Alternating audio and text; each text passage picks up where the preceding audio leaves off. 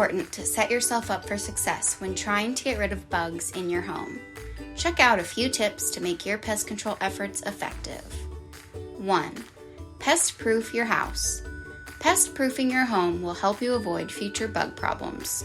Seal entry points, reduce food and moisture, and make your yard unwelcoming. 2. Use a product that targets the pest. Whether you use a spray, dust, or bait, you want to choose a product that targets the pest that's bugging you. 3. Follow instructions on label. It's important to follow the directions found on pest control products. This will help ensure you apply products correctly for effective results. 4. Shake spray bottle and aerosol can.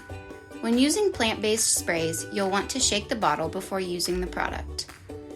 5. Don't spray near bait placements. Baits are designed to attract bugs, so they will eat the bait. Many plant-based insecticide sprays provide residual repellency. Spraying close to baits deters pests from eating it. 6. Place baits where pests have been seen. Place bait in areas where you have seen cockroaches, silverfish, or ant trails. This will help ensure they find the bait. For more helpful tips and pest information, be sure to follow us and visit our website at maggiesfarmproducts.com.